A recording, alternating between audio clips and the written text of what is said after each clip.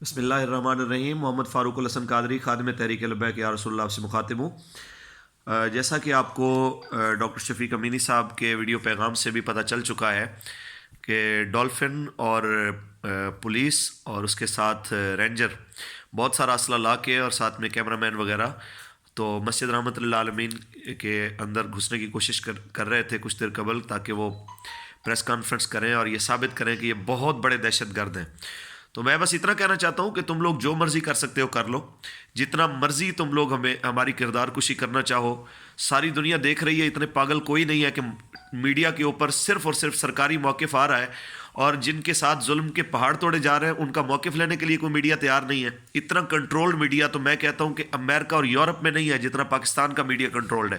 تو یہ بالکل جھوٹی بات ہے کہ یہ میڈیا آزاد ہے۔ دوسری بات یہ ہے کہ جتنے کارکنان ہیں، میں ان سب کو کہنا چاہتا ہوں کہ آپ سارے حضرات نبی علیہ السلام کی عزت و ناموس کے لیے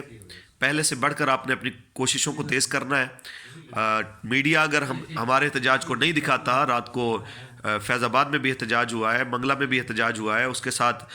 جی ٹی روڈ پہ بھی احتجاج ہوا ہے، اس کے ساتھ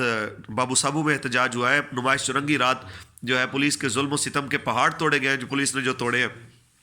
کارکنان پہ۔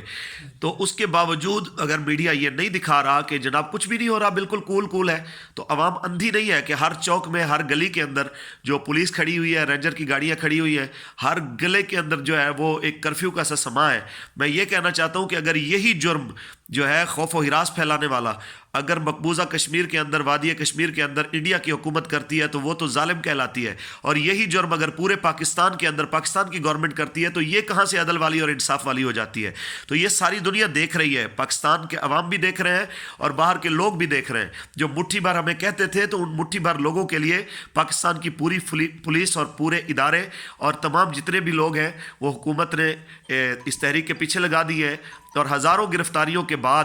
اگر یہ سمجھتے ہیں کہ حق کی آواز دب جائے گی تو یہ خام خیالی ہے۔ رہی بات ہماری، ہم اگر مار بھی دیے جائیں تو یہ ذہن میں رہے کہ یہ آواز ختم نہیں ہوگی، یہ اس سے بھی زیادہ بڑی پاور کے ساتھ آئے گی۔ اگر آپ کو غلط فہمی ہو تو میرے خیال میں غازی ممتاز حسین قادری کی بات آپ کو یاد ہونی چاہیے کہ ایک انسان کو اگر آپ نے ناحق شہید کیا ہے تو اللہ نے اس کے بدلے کروڑوں پیدا کر دیے ہیں۔ تو ایسا انسان جس کو زمانہ امیر المجاہدین خادم حسین رضوی کہتا ہے، اگر ان کو اور آپ ان کی جماعت کے جو ذمہ داران ہیں ان کے ساتھ اگر وہ سلوک کریں گے اور آپ یہ سمجھتے ہیں کہ آپ جیت جائیں گے، تو یہ آپ کی بہت بڑی غلط فہمی ہے۔ جیت ہمیشہ حق کی ہوگی انشاءاللہ العزیز۔ ہم وقت بالکل قریب ہے جب آپ کو بتائیں گے کہ پاکستان کے تخت پہ رسول اللہ کا دین آ چکا ہے۔ لبیک لبیک لبیک۔